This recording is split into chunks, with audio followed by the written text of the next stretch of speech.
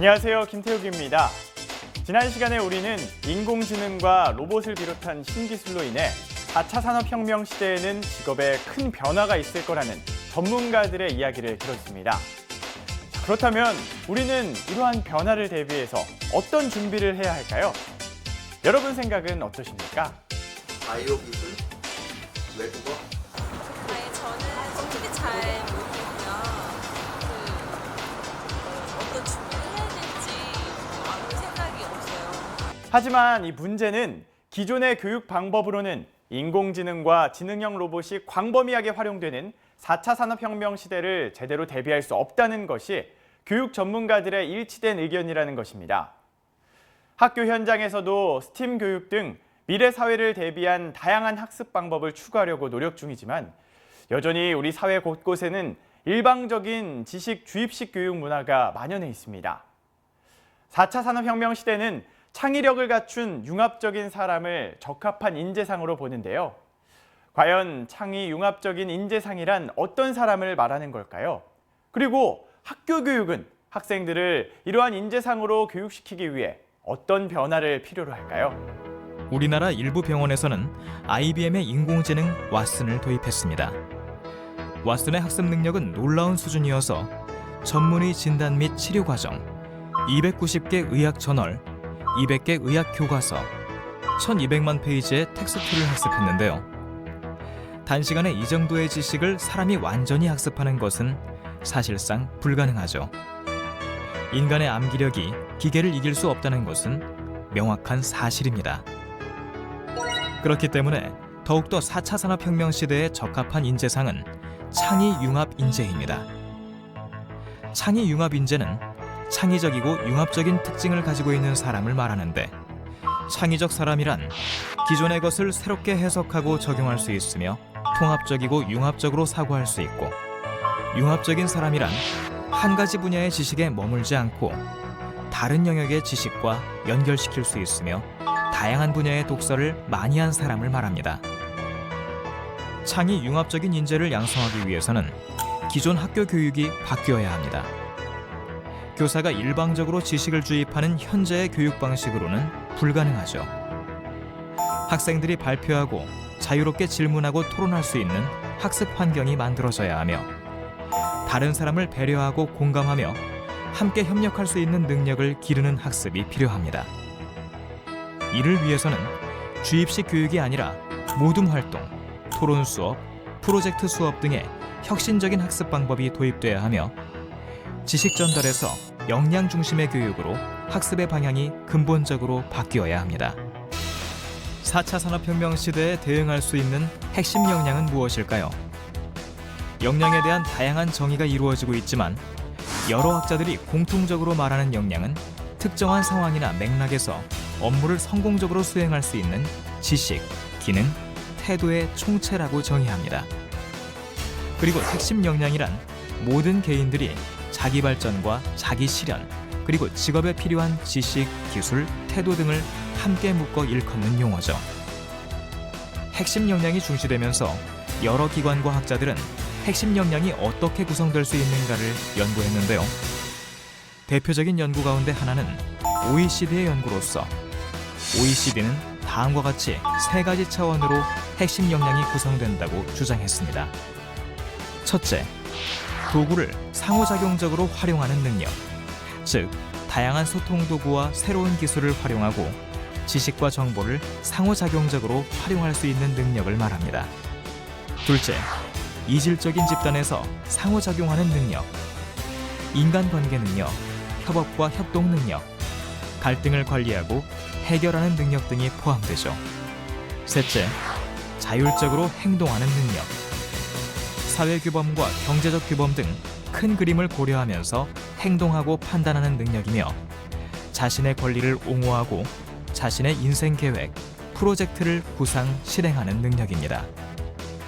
미국에서는 청소년들이 21세기 사회에서 삶과 직업을 영위하는 데 필요한 역량을 연구했습니다. 이 연구를 위하여 21세기 역량을 위한 파트너십이라는 조직을 만들었는데요. 연구 결과로 제시된 미국 역량 모델의 핵심은 포시입니다. 포시는 1. 비판적 사고 능력과 문제 해결 능력. 2. 의사소통 능력. 3. 협업 능력. 4.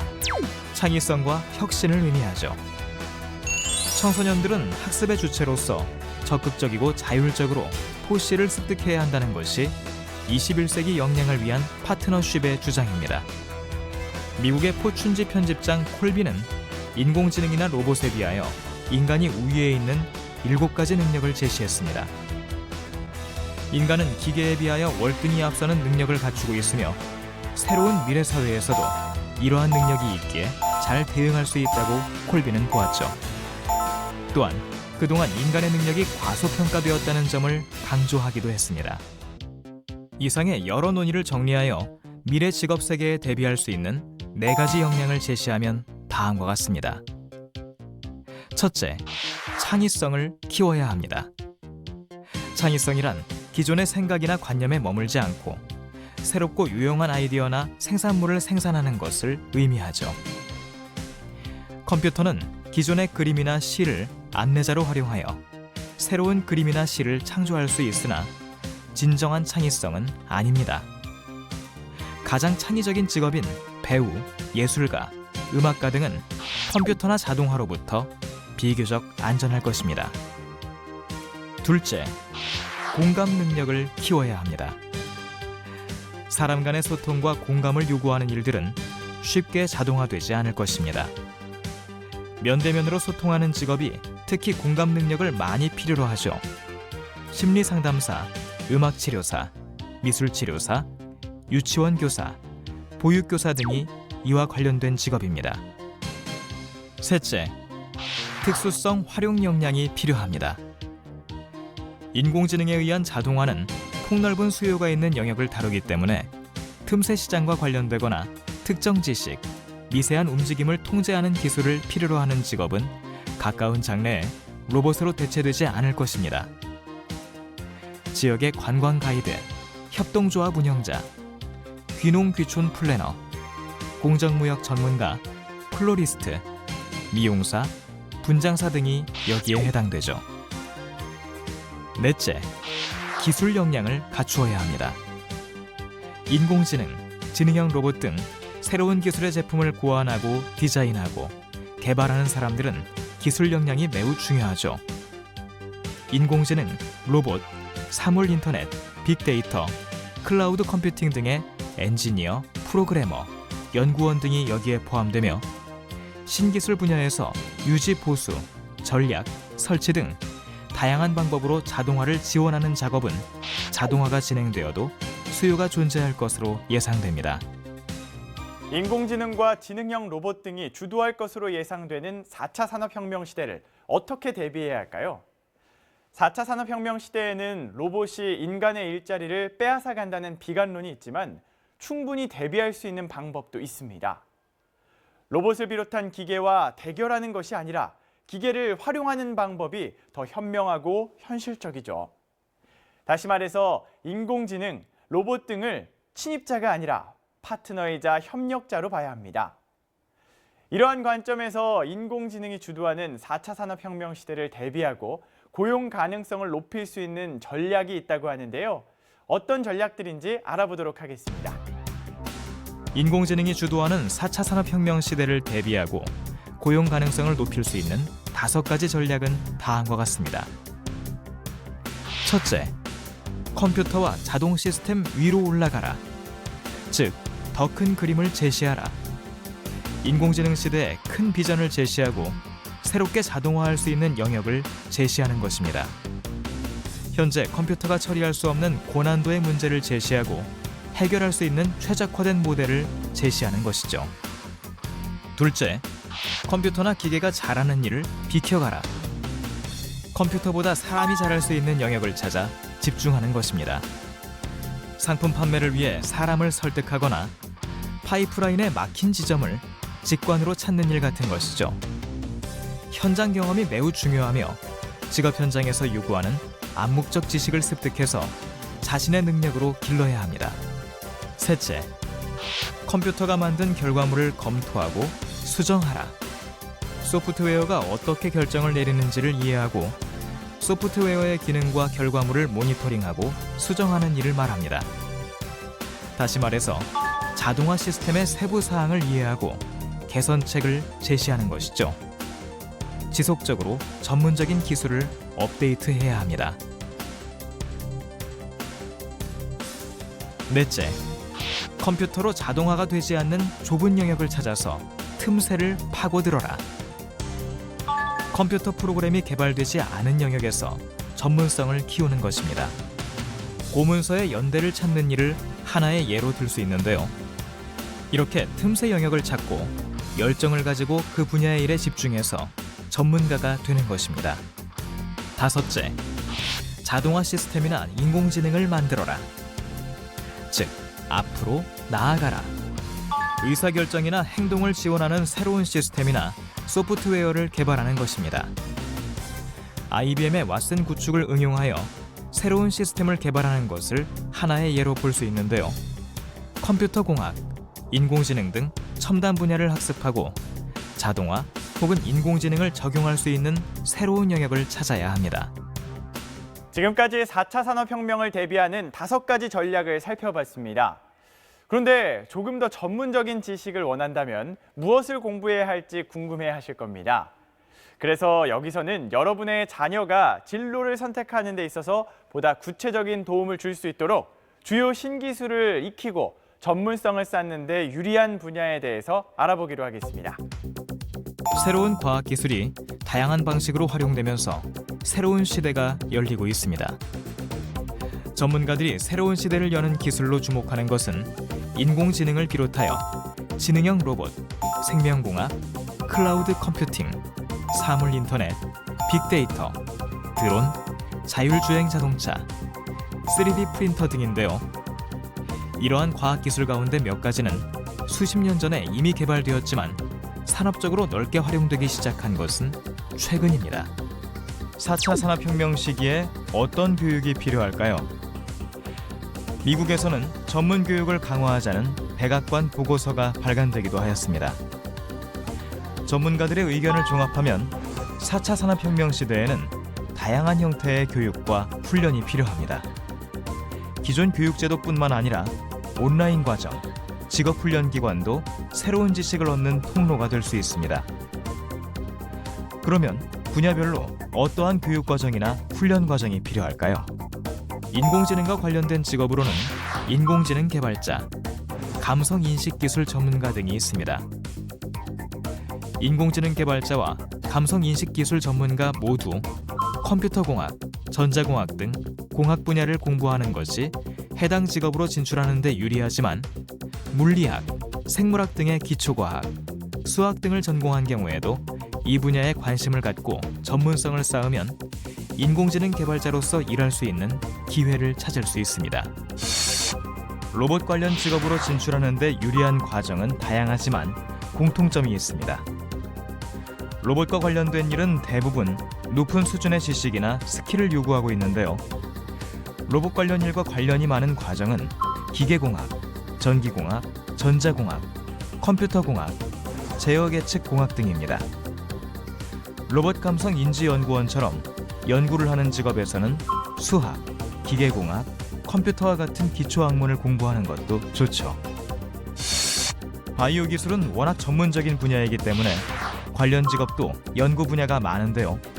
생명과학연구원, 유전공학연구원, 바이오에너지 연구 및 개발자 등은 생물학, 생명과학, 생명공학, 유전공학 등을 공부하는 것이 좋습니다. 유전 상담사의 경우는 선진국에는 존재하지만 아직 우리나라에는 자리 잡지 못한 직업이고, 생물정보 분석가와 생물정보 테크니션은 생명정보학, 생명정보공학, 바이오 시스템학 등을 공부하면 취업하는 데 유리합니다. 클라우드 컴퓨팅 개발자와 관련된 과정은 컴퓨터공학이나 소프트웨어 등입니다. 클라우드 보안 전문가가 되기 위해서는 정보 보호나 정보 보안 등을 체계적으로 공부해야 하고, 사물인터넷 개발자의 경우는 컴퓨터공학, 전자공학, 기계공학 등을 공부하면 유리하죠.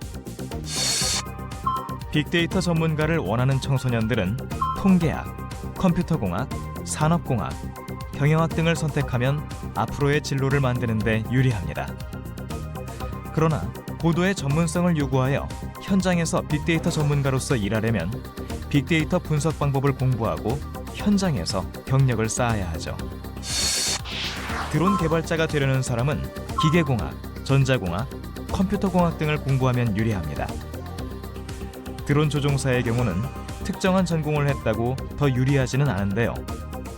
드론 조종사가 되려면 교통안전공단에서 주관하는 초경량 비행장치 비행 자격증을 취득해야 합니다.